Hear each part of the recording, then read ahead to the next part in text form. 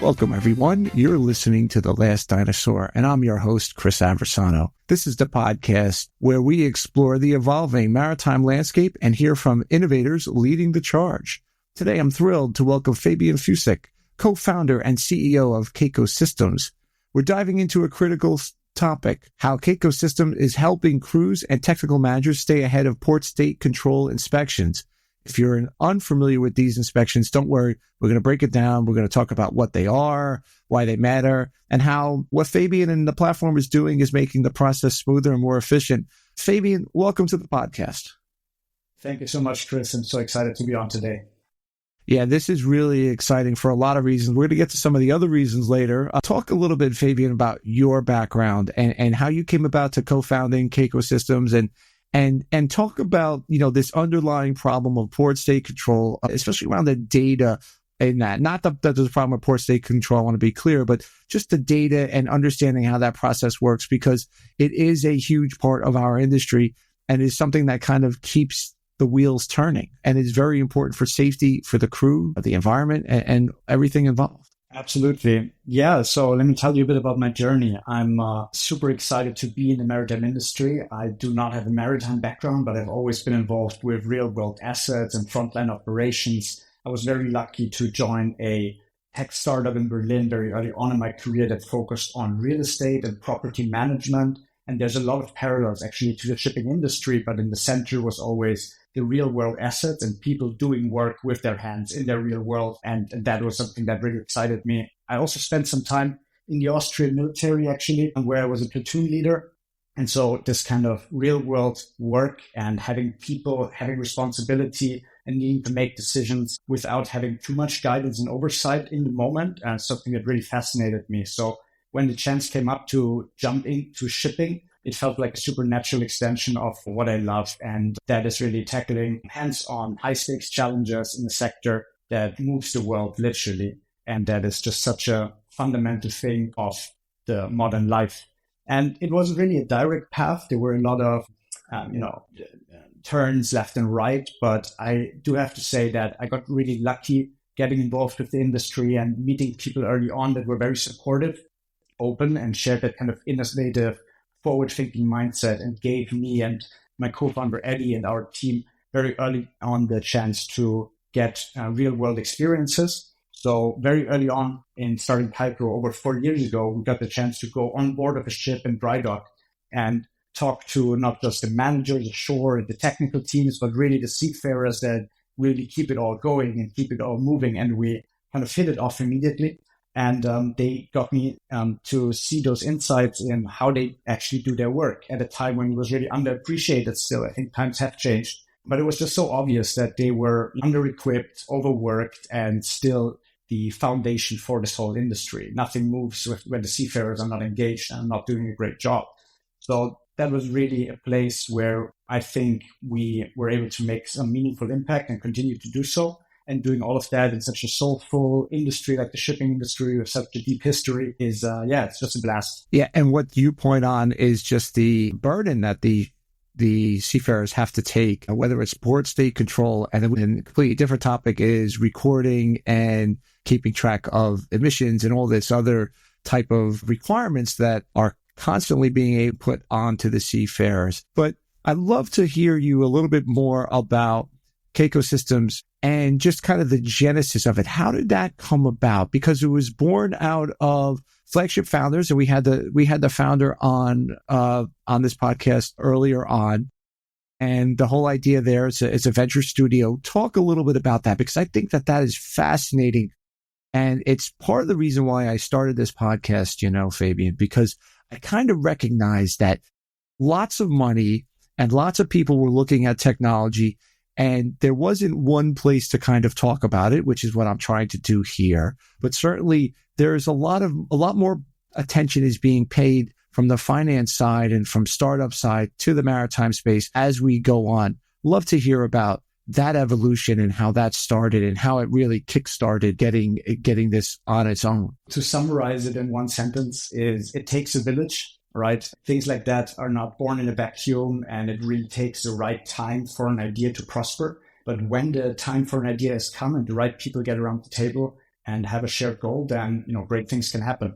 So the people behind and around flagship founders have been partners, supporters, and friends for a long time. And when we met and discussed this interesting opportunities that were arising in shipping at that time, around early 2020, when everybody was still focused on technological and connectivity challenges, we identified that data, the underlying data, is the thing that is missing. It's in particular a structured and standardized data set at scale for the maritime industry that more parties than just one can rely on at a time. That kind of vision has been driving us since the beginning. And when we came together, we had that background of doing these things of automation and digitization in real estate and property tech, and then seeing the parallels in the shipping industry. And we basically just started throwing ideas around, as I said, going on the ship, talking to the people and exploring their difficulties on the ground, and then linking that back together with this bigger industry-wide challenge, and then connecting the things from where the data is collected to where the decisions are made and bringing that closer together. That was kind of the foundational aspect. And so, we teamed up with great people out of the tech industry and the shipping industry, and basically started to iterate and focus on problems that people had and that people had at scale. So, with Fabian and the flagship founders, we kind of started all of these things at the same time together. And as I said, it takes a village, it takes an ecosystem to emerge, to do something that is greater than just, what one person could achieve. And so we've kept it that way across the years. We're great partners and have, I think, built an ecosystem here in Europe that hasn't existed before. And we're very proud of that. It's definitely the way that they're kind of approaching it, which is to ideate around the problem that they go out and try to solve, and then build the team from that problem, which I think is really an interesting way to do that. And obviously getting input from the market itself, including seafarers, which oftentimes in some of these solutions is, especially in the beginning, was over.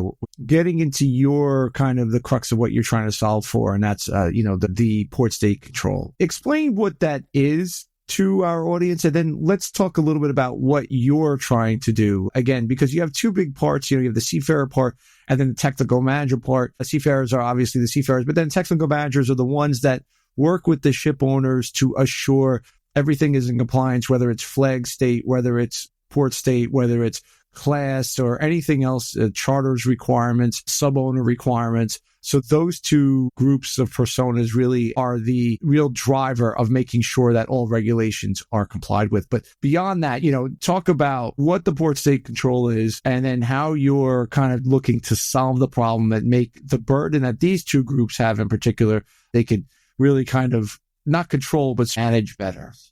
You mentioned the seafarer side and the technical management side, and that's really where it's all happening. By default, shipping is a very global company, so it has to comply with global regulation. Port state controls are one of those regulations. Others that we also cover and tackle are SIA 2.0, right ship audits, safety inspections under ISM and SOLAS. There's basically an unlimited number of 2, 3, and 4 letter abbreviations that you could list, and that we help shipping companies to prepare for in a more structured manner. When it comes to port state controls in particular, these are inspections that basically every ship has to undergo in certain intervals, and that can hit you like a police inspection. So when you drive your car down the road, you might get stopped by police, and they might check for a few items in your car, and you're on your way. It's the same for shipping. You go into a port and you might get hit with a port state control, where people come on board, ask uncomfortable questions, take a look at all the appliances and all the parts on board of the ship, and then you might be on your way, or you may not. In the worst case, you get deficiencies and detentions, and you have to fix them in an emergency kind of manner on the spot before you're able to leave the port and continue your trade.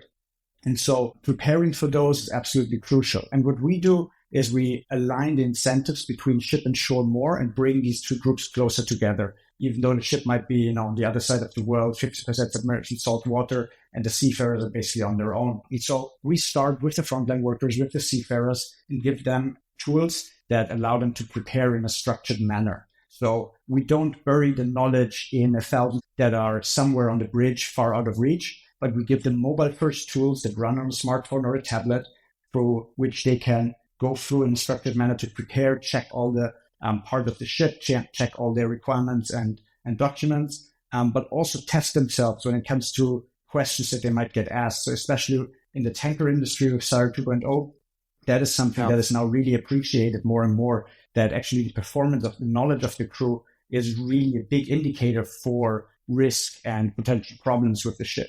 So what we do is we give the seafarers structured checklists to go through, and we also give them the knowledge that they need to have available at the palm of their hands in the moment when they need it. And then going through these preparations and these self-assessments with Kaiko produces a standardized data set that allows the shipping companies, in particular, the vetting managers, the technical superintendent ashore, to see where we're doing well, where we don't expect surprises, and where do we maybe have gaps that we need to bridge. And that can be through proactive maintenance, or even just making a plan that you can present to somebody controlling you, or also with upskilling your seafarers and giving them the kind of refresher that they need in the moment that they need it.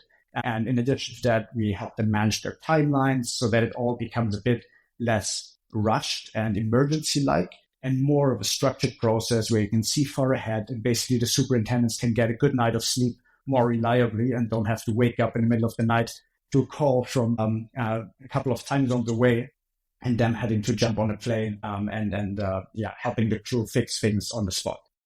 My background is mainly on the bulk side, specifically on the tanker side. And one of the things that you mentioned is this SIRE 2.0. And it was a big shift in the way that it was not only done, but it was also recorded, and a lot of the things that were looked after and kind of how they were judged has had a significant change.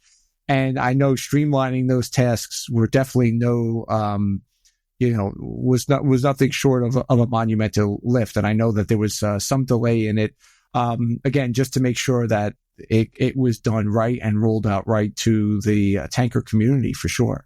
So that must have been a very much a hands-on experience for you and the team, because that just happened in the last year or so. But it was ongoing for probably from the time that you started the company about 4 years ago. They were looking at SIRE 2.0, I know, at least a few years before the rollout. So that must have been really good to kind of get that almost real-time feedback on what was coming down the line and how that had to be addressed. Yeah, definitely. And I have to say that we were very far-sighted already on that topic, quite ahead of launch. There were some delays, but I think it was reasonable to wait until you had a good thing launched with all the stakeholders aligned. And of course, is friction or has been friction with the rollout. But all in all, I think it was a great step to really focus on the human factor, the human element in shipping.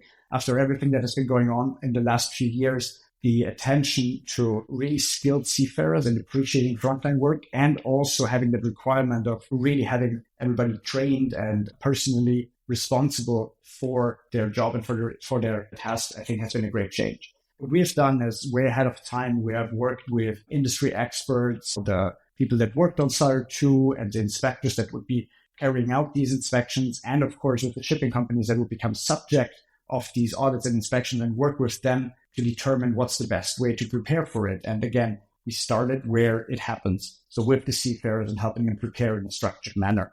And we're still learning together with the industry and with our great partners and customers. But overall, I think it was a positive change and has been received surprisingly well, even though change is always something scary or confusing at times. But so far, I think it has been going quite well. And I really do hope that we did contribute a certain part to it going well. And we'll certainly, keep learning with the industry and improving further. I think that's one of the most important things for any company that is getting onto that side of the business. And that is trying to figure out how to partner with the right people. I was talking to somebody recently and we were talking about something, and it was kind of like, talk about the marketing side of things. And I said, what you need to do is this business is still built on relationships, even though it's technically B2B. We are B2B selling. It is, but it isn't. It comes down to individuals and how they use it, and then the relationship that you have with whether the decision maker or key stakeholders of who would use it on the other end. And that's something that can't be overlooked in our industry, because I think companies that do overlook that will be punished. And I've seen that in the past. I have one specific company in mind where started to make a bunch of changes to their product, didn't pay attention, and the market pushed back and it caused a new product to emerge. I mean, that's what happens. And I'm not, and I think that what you're trying to do here is very interesting. One of the other topics that you mentioned is, data and streamlining that data process. Huge issue in our industry is, I think I had a guest on, said something to the effect of 90% of all data that's created on a ship, whether it's from the engine room, seafarers, or whatever, doesn't leave the ship. It's siloed or what have you. I'd love to hear kind of how that challenge is being met, because you are looking at like, okay, this is what we expect to happen in an inspection, whether it's PSC, whether it's right ship, whether it's sire, what have you. But there is that kind of feedback loop that you need to have. Talk a little bit about how you're overcoming that, how you're streamlining it, how you're not only streamlining it, but kind of making it readable across other different sectors, because that's another one is we don't have a standard. A lot of our data is not standardized in the shipping industry, which I know groups are working on that now. I'd love to hear about kind of what you've seen and some challenges and how the product is addressing that. There's not a shortage of challenges in this industry, especially when it comes to collaboration and when it comes to data standardization. And I think one of the biggest challenges is that a lot of these legacy providers of tech that have really been in the market for 20 years, they're really trying to safeguard what they have and don't have a growth mindset and a partnership mindset. But let me tell you here, if you're not partnering, you're going to go away. We have been multiple times in situations where a customer, large shipping companies, international shipping companies have asked us hey, can you please integrate with this and that software stack that we have here? And we being, open and API driven since the get-go, of course said yeah, let's do it. And then being faced with companies that really try to block integrations and limit that at all costs. And then what we've seen is that shipping companies have taken multiple times the painful step of actually ripping out their legacy provider in favor of something new, because they just said the pain of not integrating and not evolving is even greater than, just sticking with what we have.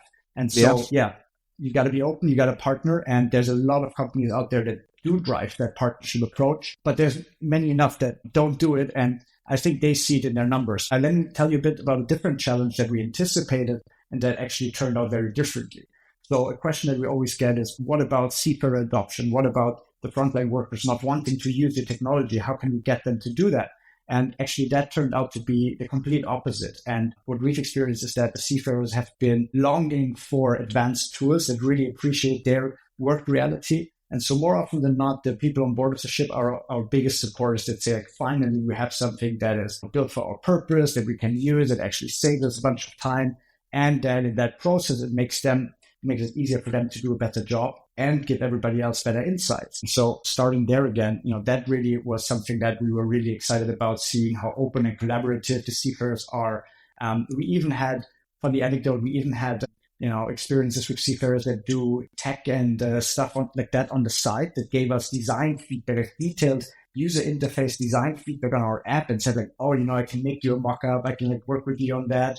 And it was really super exciting. So we always love to go out on the ships and talk to the people that actually drive this industry. What worked for us was not just building tech for tech's sake, but really practical tools that fit into their daily routines. And then it's everything just downstream from there. I think that's really interesting, because what you kind of hit on a little bit is, and I just thought about this kind of for the first time, is the disconnects in generations between the technical managers, which I'm Gen X, I'm a proud Gen Xer, right? So we're truly adapters, right? We started off with rotary telephones and, riding the back, you've seen the memes, riding around the back of a station wagon with no seatbelt on and your parents smoking, both of them in a car, which all that happened to me in one degree or another, right? Which I'm still here, to having to adopt to, a technology focused job where everything is kind of, driven by technology. And you have folks of my generation or older who are in senior level technical manager or ship owning roles. And then the seafarers are the newer generation, millennials or younger, right? So I don't know what the average age of the international seafaring community is, but probably in the late 20s, early 30s, maybe, I'm guessing. The U.S. now, the big exception is the U.S. Merchant Marine is the average age is like 55 or something. I'm still young for that. So we're not going to talk about the U.S. The U.S. Merchant Marine, but the international fleet, I would guess, is somewhere in the late 20s, early 30s. as the average age. So saying that, it's just very interesting because it's not surprising that you have somebody who graduated from one of the nautical schools, and he or she, on the side has picked up coding or picked up app management. I mean, there's lots of ways to do it. I know a lot of people who do who are younger, and it's not surprising if somebody says, I developed an app over here, and I find that if you put the screen this way and then code it this way, it could be a lot more effective. That doesn't surprise me at all. Now, if it surprised me, one of my colleagues said it, one of my classmates from one of the boat schools said it, I would be a little surprised pleasantly, but I think it's not a surprise to hear that. And that also talks about customer feedback. That has to be one of your biggest things that you. Yeah, absolutely. I mean, talking to our customers continuously and really adapting to their biggest pain points is something that we're super focused on, and that I think we're also quite proud of, that we, I wouldn't say we're nailing it, but we're doing quite well, and we're doing our best in adapting. Yeah, I think that's one of the biggest things is listening to the customers. Because if you forget about the customers or you think you know everything, it's just going to end up poorly. And we've seen that happen, recently as well. Switching gears a little bit, and we talk about, you kind of got your start with Flagship Founder. I think you were a founder of residence, and then you kind of ideated around this, and then you've gone off and work now as an independent company. How has things changed? I mean, you started this 4 years ago, and maybe a few years earlier as a founder of residence. Talk a little bit about the change in landscape. I mean, because it has been a big change, just from interest rates alone, just from some of the traditional trade partners are starting to get a little weird. And, talk a little bit about what you've seen as a change, because I think this is a really interesting part of our business, because I think more and more companies are going to come out of venture studios or these type of early rounds. And then what advice would you give to a new founder or someone with a great idea? How would you tell them to approach that? Yeah, that's a great question. So when we started together with Flagship Founders, started at the same time, it was really a time where there was not so much available in the maritime industry. Also, the timing itself was difficult. To be honest, the current startup and funding environment is also difficult, but it has never been easy. There's always different challenges. And for us, it was really tough the first few years, really building trust in an industry that doesn't trust easily. So I always say we probably started maybe a year too early in hindsight, but now the benefit is that we're probably 2 years ahead of any competition. So my advice to startup founders is, first, don't come after us, because you're not going to catch up anymore. We're way ahead. And the other advice is, don't listen to that first advice I gave you, and just go for it if you really truly believe in it, because there's always the time and the place for the right idea to prosper. Right now, of course, startup funding environment has sobered, and investors are really looking for companies that are not only growing massively and really scaling out aggressively, but also that companies that do that in a sustainable fashion. And that actually aligned very well with our values. So we've been, growing into an environment that now really values our approach to doing business, which is not growth at all costs, but sustainable growth at a high level, supported by quality and deep embeddings with our industry and really close connections. So the added challenge is that now the growth goals stay the same, and you have to do it in a sustainable fashion and really finance yourself. At the same time, we've always been very cautious of that we owe that not only to our team, that we're a company that makes conscious decisions and stays around, but of course, we also owe that to our customers who want to rely on us, not just for a year or two, but really for the foreseeable future. And our ambition is really to be and become the partner for the next decades for this industry that drives innovation there, focusing on real world ROI and not just chasing after exciting technology for technology's sake, but implementing it where it makes sense. And there's a lot of opportunity for that. AI has been going off the rails. It's so powerful. We've been embedding it in everything we do. We might not even call it AI anymore, but it's just there and it works. Of course, we did launch Kai, our AI agent that takes a lot of work off the shoulders of the technical superintendents when it comes to reviewing data, summarizing, and building whole reports with the click of a button. But in the end, it's all about real world ROI and doubling down on understanding customers' pain points and the evolving pain points. In a complex industry, complex space like maritime, things change and focus changes almost like clockwork.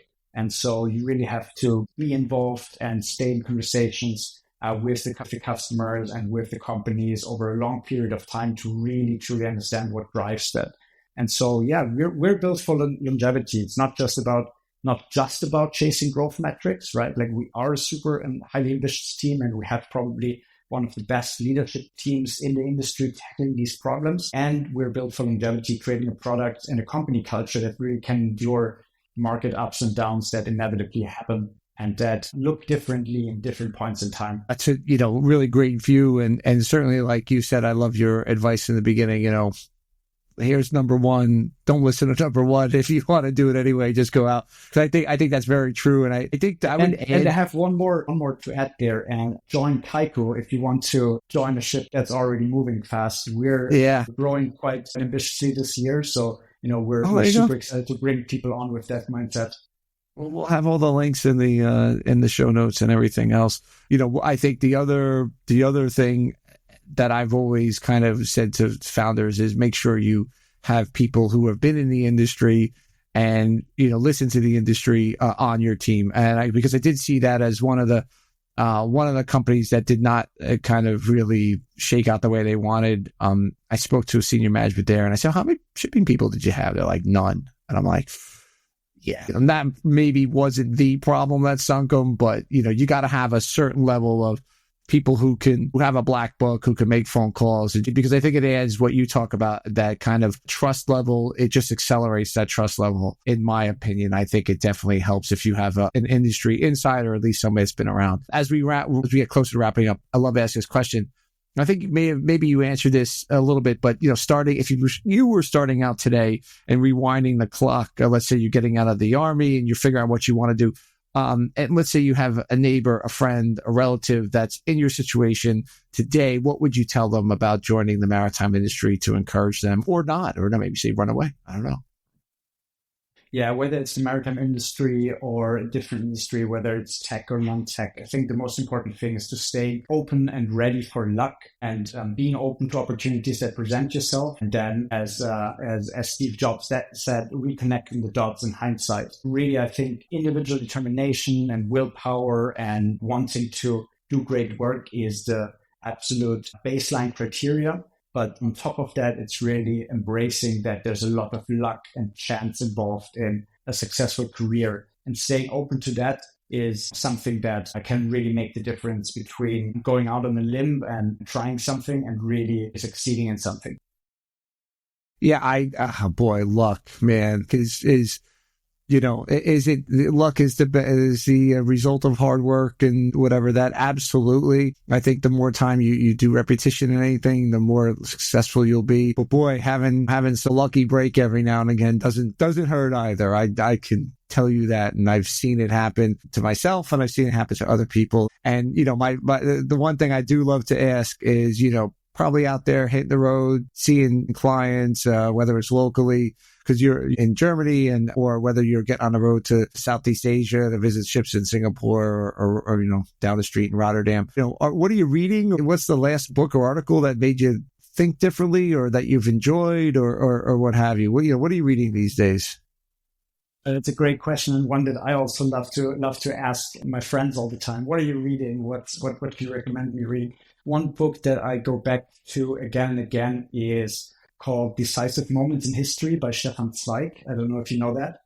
It's a collection of short stories that really highlight how, not just the individuals making bold decisions drive history, but doing that in the context of being at the right time at the right place. And again, embracing luck. That is something that I think both in startups, in shipping and outside, and it's really a great reminder to stay alert, to always keep learning, and again, be ready to seize opportunities when they appear, and doing it with sincerity and doing it with joy and bringing great people along for the ride. That sounds like a good one. I've always liked to read a little bit of the history. I just got done reading on my bookshelf over my left-hand shoulder called Smart Brevity. It's a book about writing really smartly. It's written by the guys who founded Axios and Politico. And they talk about writing kind of in a way that grabs audience, and not only writing, but speaking and internal and stuff like that. fascinating book, something I enjoyed. Now I'm using it as a reference because I go back and, I can write well, but I've always thought I could write better, right? It's not natural. And I try to take that to the podcast, is to speak well, but, I speak okay, I do that better. And I'm trying to apply some of those principles. So it's something that, especially as a founder and you're trying to get your point across to a client or potential client, it definitely can have some benefit there. So Fabian, I appreciate you coming on the podcast, sharing what you're doing with the product, sharing kind of some of your learnings and some of the pain points of the industry and how you are trying to solve them, which is absolutely fantastic. So thank you for coming on, and I wish you the best of luck, of course. Thank you so much, Chris. And it was great also exchanging book recommendations. I'll definitely make sure to pick that up. And let's talk again soon after I read that, and make sure to share with you what I learned from it. Thank you so much for the time today. It was great. Thank you, Fabian. It was a pleasure. Thank you.